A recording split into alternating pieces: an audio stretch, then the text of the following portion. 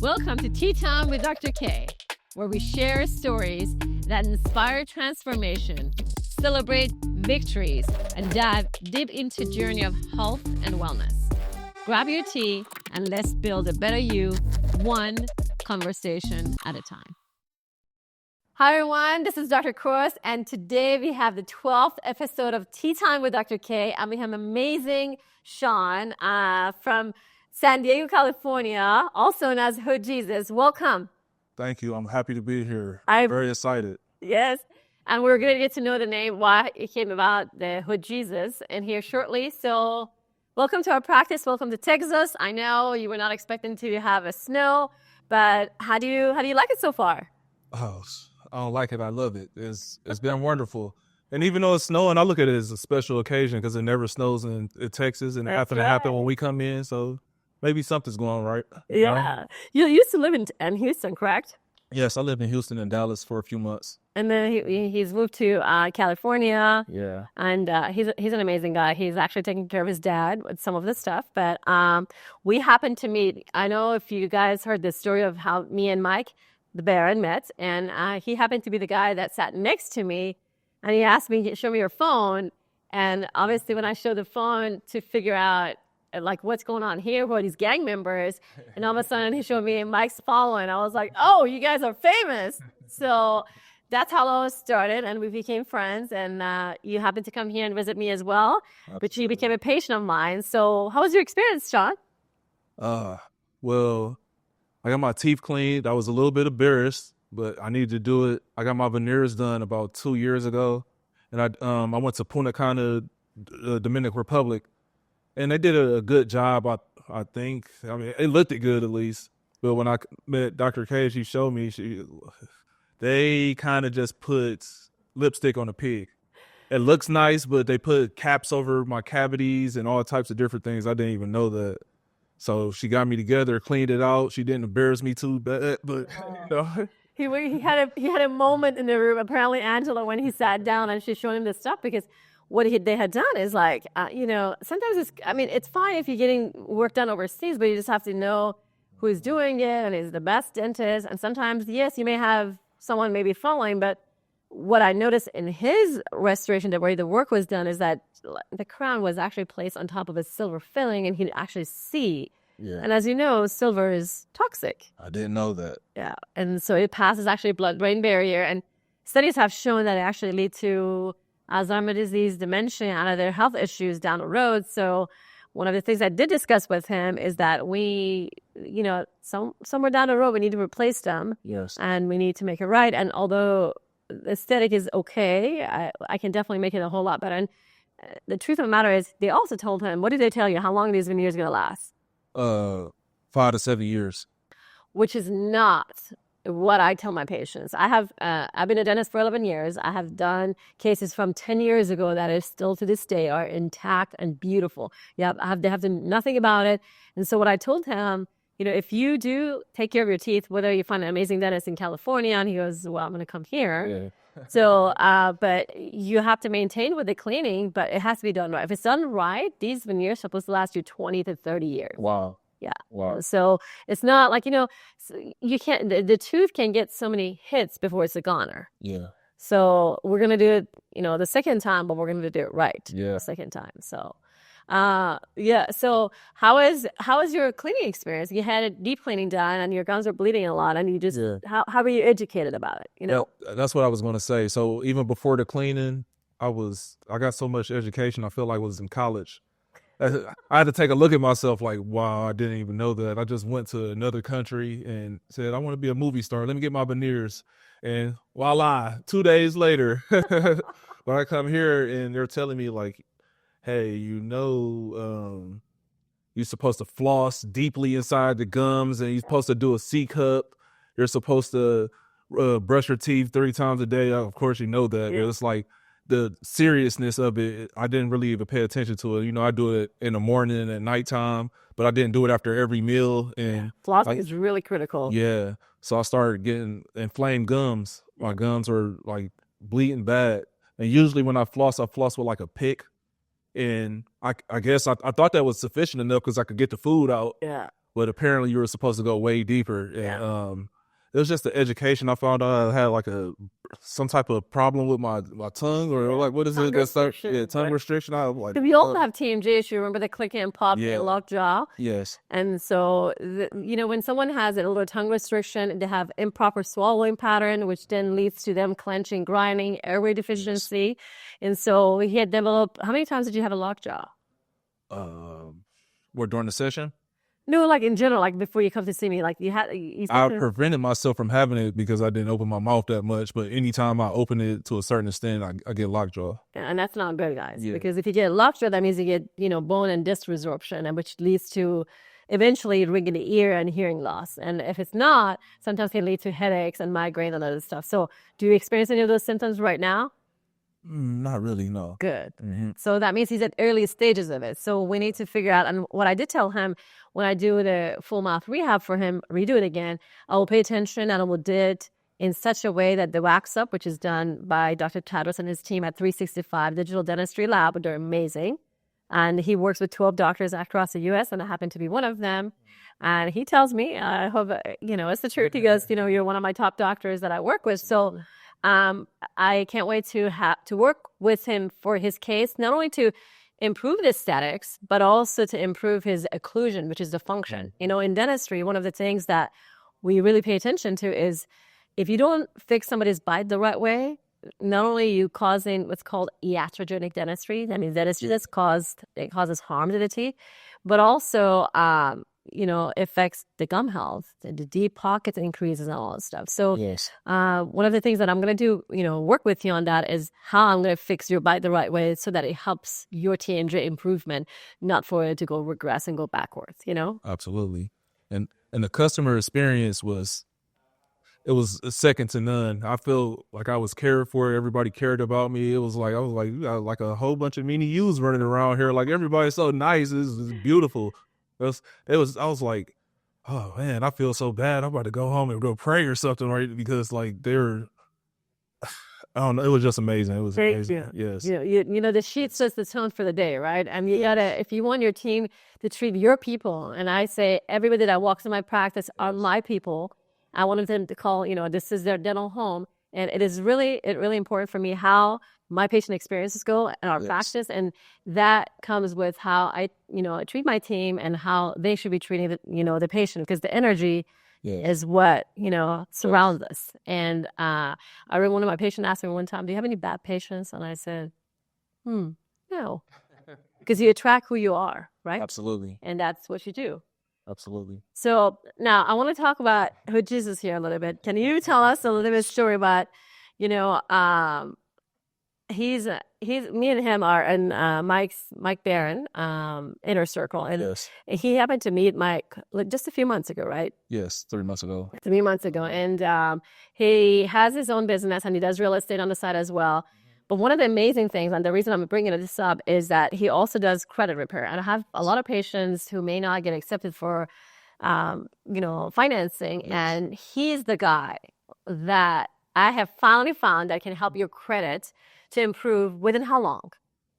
So it would depend on actually how many collections or derogatories or hard inquiries you have on your report. So if it's a small thing, it could take 30 days or it can take as long as 6 months. Yeah, but we'll get you together. On average, it's about 90 days, though. 90 days. Yeah, we'll get you financed. And then, so basically you work with them and to get their credit score improved, and then they're going to be able to get, the people you've helped. Yes. How much of their, the credit score were you able to improve? Like how many, like from 100 points, 50 points? It's been dry. I take people from 500 to 750. 750, wow. Yes, yeah. So that would mean that it would not only increase their amount that they can get approved for, but the interest rate as well, right? Absolutely. Right. Absolutely, yes. So up to what amount have you seen from the lowest amount that they get approved for once you repair the credit score up to the highest amount? Well, you're not going to get approved if you have bad credit. If you got like under 600, 620, you might get a credit card with 75% interest, but besides that, the highest amount I got somebody approved for is $150K. Wow. Mm-hmm. So, I know in our practice, we do a lot of, big cases as well, small cases and big cases. Like we do, same day crown fillings, deep cleanings, but then we go to do cosmetic dentistry, whitening, Invisalign, implants, or bigger cases, full mouth rehab. And so if you are suffering from some sort of dental related pain or problem or teeth missing, and you have had a difficulty of getting financing correct, then I can connect you with, how do they find you? Like, Oh, you can find me on Instagram _hood Jesus. and I was gonna put it on the podcast too, so that they know. Yeah, And I'll go collab with you so that they can follow you as well. absolutely. Yeah. I do a few comedy skits on my page, but we're serious about the finances. Just an influencer, so we do what we do. Yeah, definitely. And so he's definitely an influencer. He's my second influencer on the podcast, you guys. Yeah. Thanks, Shawn. And so when they follow you, if they want to reach out to you, my patients are here. Is it okay if I share your phone number with them? Absolutely. And if you're following him and you're not my patient, you can actually message him on Instagram. Yes. And that's how you can find out about him, right? Yes. Okay. So now, would it be okay if I ask you to maybe share a little bit of your backstory of, how did you grow up and what happened to you through the course of the years, and again, another inspirational story to say that your past and your upbringing does not define who you are. What you do with your life and how you define your present moment, which will create your future, is the man that you have become. Absolutely. And the man that you're going to become even more. And so can you tell us a little bit more about that story in the background? Yes. So I'm originally from Cleveland, Ohio. So the snow is not that new to me. I do this. Yeah. I've been staying away from it for the last 5 years, but it was like second nature walking out in the blizzard, 7, 8 inches. Like that was, but I grew up in Cleveland, like I was saying, to a single mom, 2 brothers, and we grew up in the hood. Hence, that's the first part of my name, Hood Jesus. Yeah. So like it was basically an area where it was a lot of poverty, low income homes, and people just struggling. But we didn't know we were struggling. We were just making it really. Because when the other people around you are the same, Exactly. you just don't know the difference. Yes. Until you get yourself a little bit out there, and all of a sudden you notice, okay, wait a minute, there's a different world out there, right? Actually, I thought I was rich because we had all the new video games. We'd be able to travel, go out of state. My friends couldn't do that. I was like, my mom's rich. You couldn't tell me anything. Yeah. Yeah. And as time started progressing, I was going to school. I was getting pretty good grades. And then around the time when I got to around the 6th grade, I started acting out. I didn't know what it was at first, but I was starting to be more aware of my situation. I was seeing that we were behind on bills, that I couldn't get the clothes that I wanted. People were making fun of me. I was like, whoa, hold on. What just happened? It was like a complete reality shift. So I started acting out, fighting all the time, getting in a little bit of trouble. Because you get angry, right? Because you just realize what's going on. Yeah. Like the reality of the situation really hits you. Yeah. It was bad. And I was like, wow, why are these people talking to me like this? I don't understand. I thought we was all the same. And so as time continued, my neighborhood, we were known for like fighting all the other neighborhoods. And then I started asking my mom for, where's my dad? I was like, where's my dad? I don't understand. Where is he? And she never would really say anything. And I guess that was a missing part. And then I started kind of searching for him. And then eventually she took us over to my grandmother's house. And then my dad was over there and found out like he was doing drugs. So he left us when I was 3 years old. My older brother was about 7 or 8. And yeah, he was in the streets. He was doing drugs. He kind of was just out there in space. So I was very resentful of that. And it just turned into a lot of anger. I just stopped caring in school. Grades started slipping, started getting in a little bit of trouble. I didn't never go to jail or anything until I was 16 years old. My older brother, he just had his first son. And we went to go visit and go see him at the hospital. And we came back. Everybody was having fun, partying. My cousin came. He was going to Ohio University. He was like top notch, straight A student, everything. But this night changed my life forever because somebody had a gun laying around and somehow he picked it up and he shot my best friend just playing with a gun and he killed him in front of everybody. So yeah. Yeah. After that happened, I was like, when it first happened, I forced myself to go to sleep. Like, this is a bad dream. It's a bad dream. I know it didn't happen. And it really happened. Like, we ended up moving to Hawaii because my dad's brother was in the Marines and he was stationed out of Honolulu. So I kind of got away from that for a while and then got back to Ohio.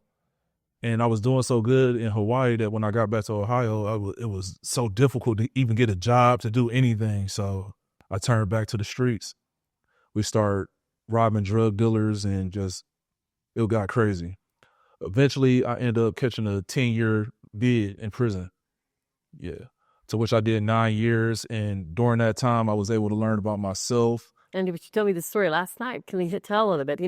What he ended up doing is that when you're in prison, you have no mentor. You have nobody else to look up to or talk to because everybody is the same.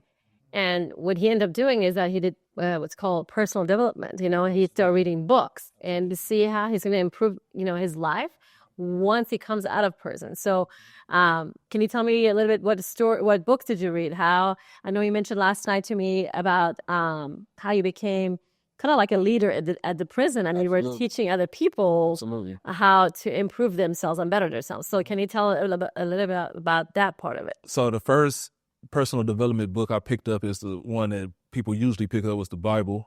You start praying to God, get me out of this situation, please. But I don't know, I was at peace. I kind of knew that I needed this. I knew what I was doing was wrong. And I just started studying the scriptures. I used to ask for signs. And then one day I had a mentor just pop up while I was on the prison yard playing basketball. He was asking me questions. He was like, if you could ask anything about the Bible, what would you ask?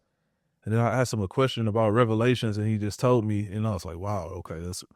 And from that point, I just started getting real into spirituality. I started getting Bible students. I would walk around the yard preaching to people, like people who got 3 life sentences. It was crazy, and just provide hope, like, hey, this isn't it. Yeah. There's more to it, and there's people in here that you still could help, that you still could uplift. And then as time progressed, I ended up running into Rich Dad, Poor Dad, Robert Kiyosaki.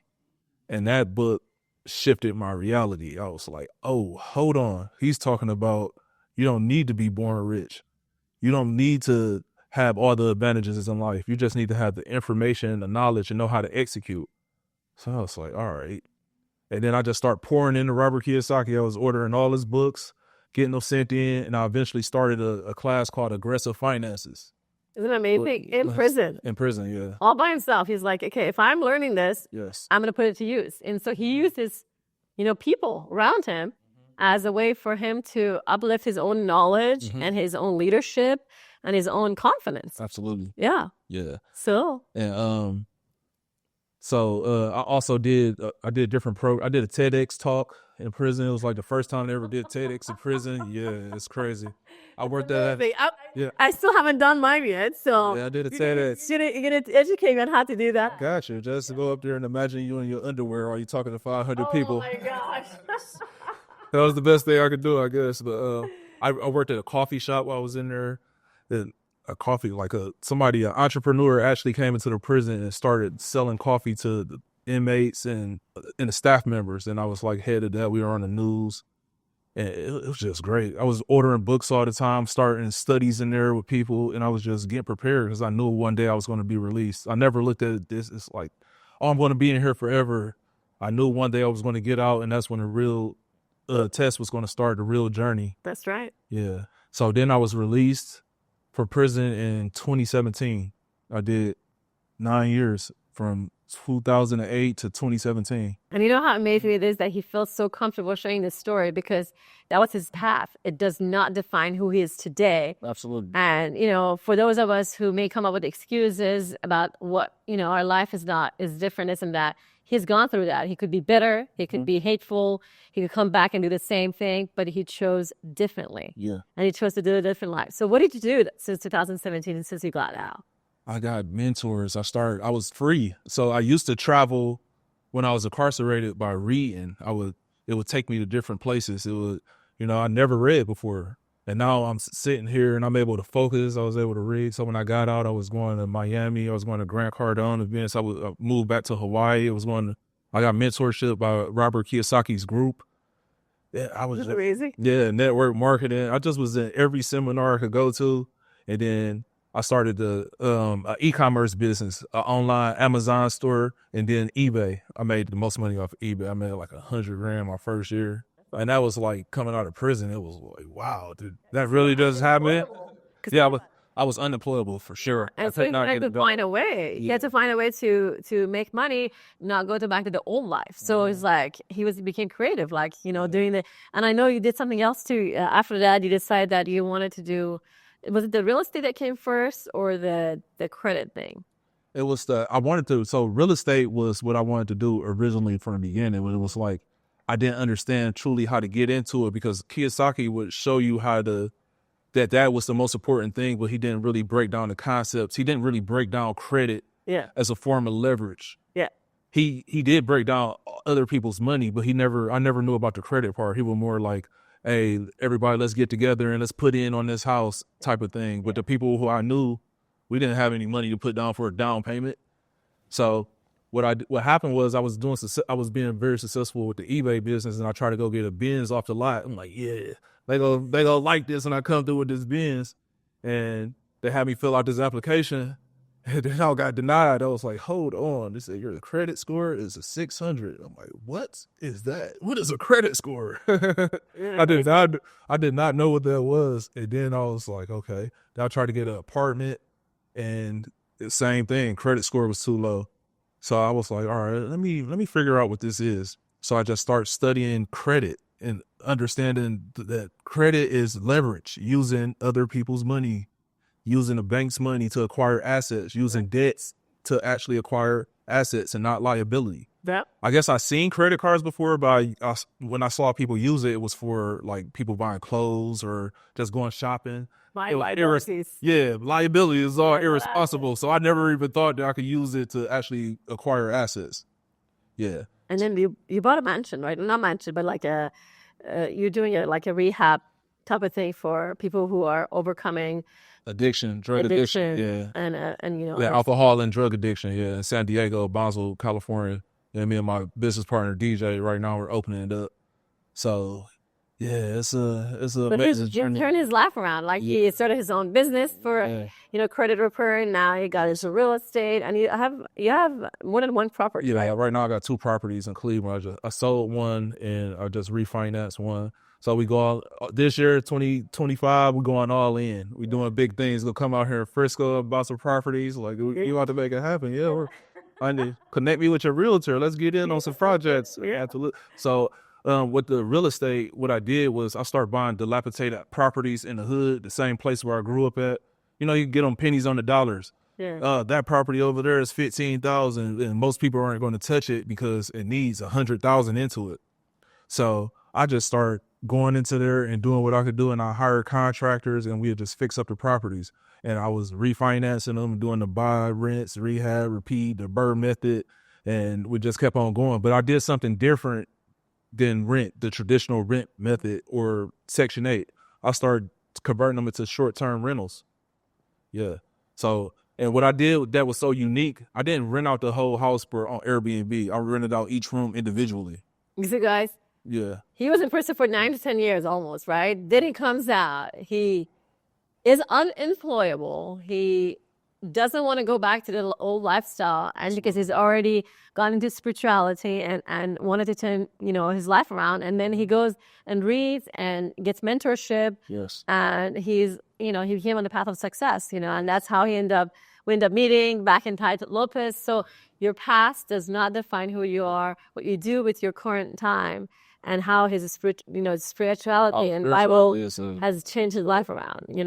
And like the crazy thing is, so over the last 4 years, I've been reconnecting with my dad. He's been coming back into my life. He's still dealing with addiction, but he's been like calling me out to California. It's like, hey, come to San Diego, man. You know, the weather's nice. It's a great, because he always wanted me to get out of Cleveland. Yeah. Even though he wasn't there, he just knew that I had something better in me, and like he wanted me to move on to a better place.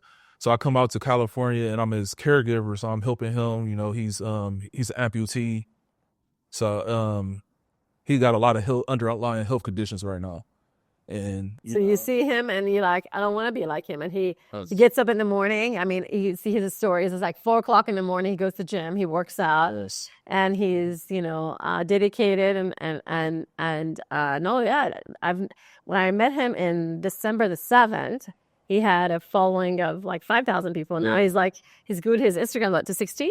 yeah. I think it's about 15K right now. 15K right now, It'll but be about 100 before the year is out. For that's sure. right. And Yeah. so these are all true followers, and so because he is putting in work, and I'm learning from him as well, and so that having you as a second influencer on my podcast is amazing. I so appreciate you.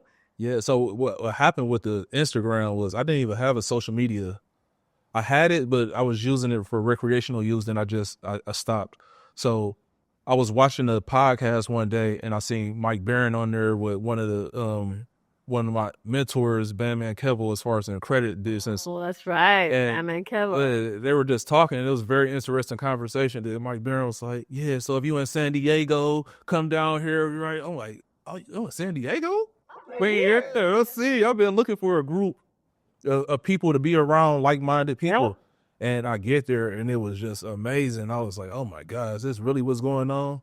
I was closed immediately. Yeah. Like, how do I join? How do I sign up? And as I start going through the inner circle, Mike B was showing me, hey, social media is a tool for growth for your business. Especially in 2025. That's why Absolutely. pushing me for my personal brand name. Absolutely. Because I always promoted my business, Million Smiles, but I haven't never had a personal brand, name, and you do. Yes. So hopefully, with collab with him and Mike, Absolutely. I can learn to do that part of it as well. Oh, you learned it. You already got it. You got all the content. You ready. You on fire. You about to say, how many followers you want? 3 million, 5 million? Can you handle it? Who's gonna manage your accounts? You see guys why I'm here. That's what you got to do. You have everything. Like you literally have it all. Once you put it out there and put yourself out to the world, you're gonna blow it away. Appreciate that. Really, it's going to happen. That's what I'm talking about. A secure, confident man knows how to push you up. And again, these are the people who I want in my life, who are going to, change, the trajectory of your influence. And that is exactly what I want to learn from you and Mike Aaron as well. And for those of my patients who maybe struggle with, the credit, I'm here to help you guys connect with him. I'll be able to, fix your credit score so that we can actually come back and take care of your dental needs. Because I think a lot of times if you have a dental, pain or gum issues or lack of confidence comes from your face area, right? And mostly it's from there. And once you start fixing that, then you're creating an image that is going to help boost your confidence, not only for a job interview, but just like, on day-to-day activity with your husband, with your wife, with your kids, with your relatives. And that's what we want to do here at Million Smiles. We want to be able to change life and transform your smile and your confidence. And hopefully, if you are experiencing any part of that, with the help of Shawn, absolutely, we can help change that for you as well. Yeah, we got you. We helping out. So Hood stands for helping out others daily. That's what I know it was like that. What is it again? Say it again. Helping out others daily. Hood Jesus is HOOD. Helping out others daily. Daily, yes. That's awesome. Yes, I have a nonprofit. We encourage helping out others daily, and it's based out of Houston, Texas. So that's what we do. We're helping people get their credit together so they can start getting the building blocks of their life together, and showing you like you can have nothing. You can come from a different country. You can come from the streets, prison, from any. As long as you got the right mindset and you really want to do better and you want to help people. Yeah. Like, come on, we got you. Yeah. We're gonna get you together. That's incredible. Mm-hmm. And so let's go back to the tooth journey. So, how was your experience different in my practice than other dental offices? Because how much you guys cared. I felt like I was being rushed when I was going. Like when I went to Punta Cana and got my veneers done, I got rushed. And when they first put the set on, they left the two front teeth enlarged. Oh. So I was looking in the mirror like, I don't know about this. It looked like I got some sugar cubes in my mouth. He was like, no, don't worry. It's supposed to look like that. But luckily I had someone with me and they were like, no, that's not right. So they ended up shaving it down.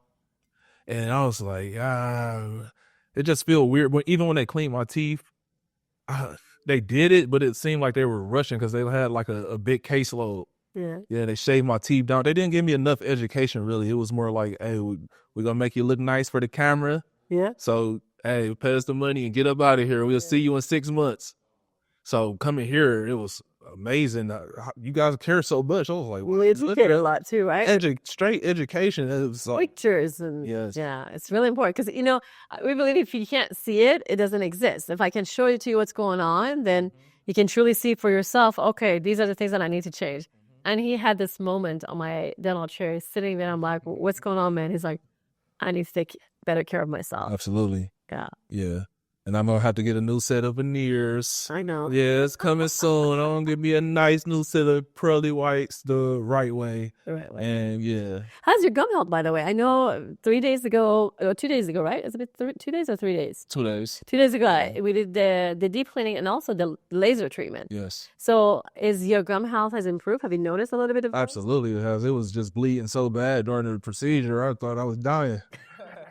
They're like, do you want us to stop? Does it hurt? I'm like, no, just keep going. It was like I could numb you up more. I'm like, nah, just keep doing it. I got to bear through it. I did this to myself. Yeah. So when he was flossing, I said, make sure that, if you're bleeding, it's okay because in the next 7 days it's going to, and I give him rinse and toothpaste and stuff. So hopefully, we never started doing a full mouth rehab if your gum health and the foundation is not as strong enough because really then we're not setting you up for success. So what I did tell him is like, let's get that gum improved first. And then once we see the healthy gum, and then we can go to the next step and actually set up the wax up and the full mouth rehab part of it. Yeah. Okay. So you're gonna make me silky smooth? Yes. Okay. I think that his teeth are nice, but I feel like it needs to have a little bit more anatomy and translucency and a little bit more life to it. That's what we want to do. And not only that, for the bite and the silver, the mercury to be removed from underneath the crown that was left there. And when you told me about that mercury, I was like, what? I have poison in my mouth right now and they put caps over it. Did you know actually I'm a certified provider with American Academy of Toxicology and Medicine? Yeah, I just found that out. I didn't even know. Nobody tells you that. It was like, oh, let's give them a filling. Put whatever in there and then no one will tell you. Yeah. And you said it can affect your brain? Yeah, because the mercury actually can cross blood-brain barrier and go to brain area, and affect issues. Yeah. So that's why when we actually when we do your silver stuff, you're going to have a little rubber dam in your mouth and oxygen. And so the vapor from the mercury doesn't, settle on your skin and you inhale it, you're going to be 100% oxygen. So it's a very meticulous process that we go through. Your assistant said you got to wear a gown all over your whole body and you only have one tooth exposed at a time. That's right. And that's in my mouth right now. Yes. Oh my God. As you brush, as you drink, hot or cold, you're literally taking the pieces of that and you're ingesting it as well. And the thing is that, sometimes it doesn't catch up with people.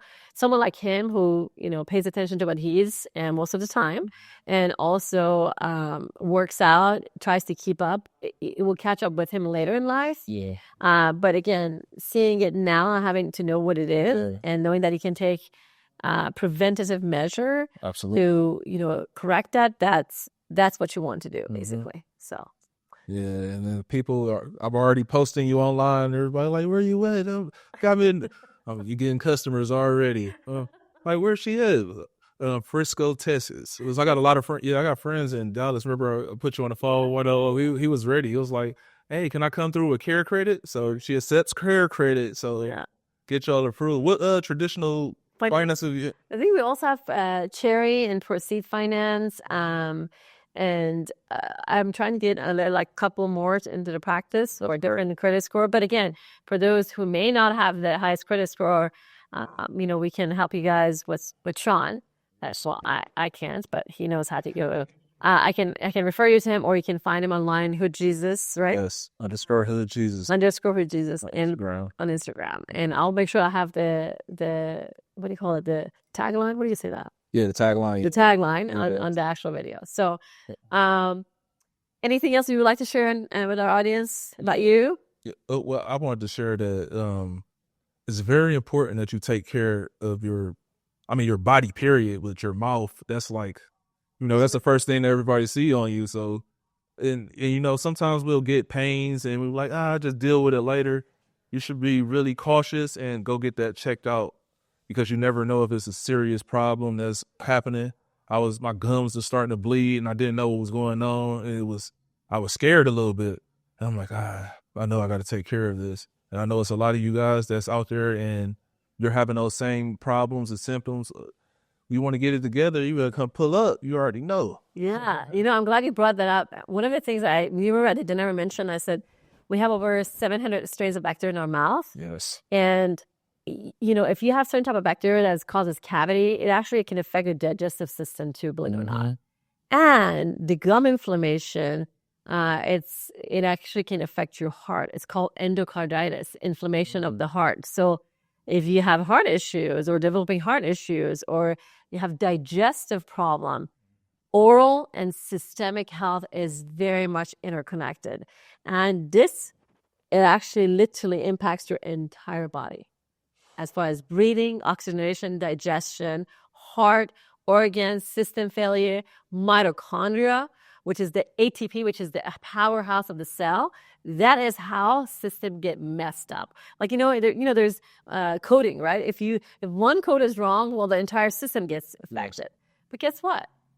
The moment you start changing and doing things differently, I don't know if you guys follow Joe Dispenza, but he also talks about, if you change your mindset, but also at the same time, if you're changing your habits and your daily activity, your cleaning and all that stuff, your genetic makeup within 3 days is changing. Within 3 days, guys. Within 3 days, Joe Dispenza. I mean, I do listen to a lot of his videos. And so, the connection of body and mind and health is very, very important. And I know he wants to go high places, so he's taking his health very seriously, and as he should. But thank you for pointing it out, because it made me just realize to say that point as well. Yeah, you see the education you get. That's only a piece, a small piece. You come here, you go feel like you went to and got a bachelor's degree from college, from Yale. I'm like, oh my God, I'm in here with some scientists right now. Like, where did you learn this stuff from? You need to really educate dental offices, period, because they're not providing their customers or their clients with Look at that. with this type of information. And I think they're doing a disservice. I appreciate saying that.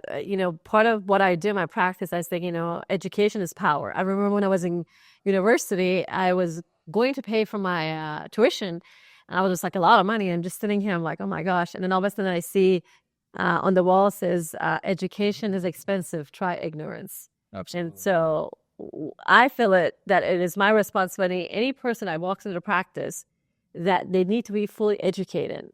And by education, that means you're fully informed and empowered to make the right decision.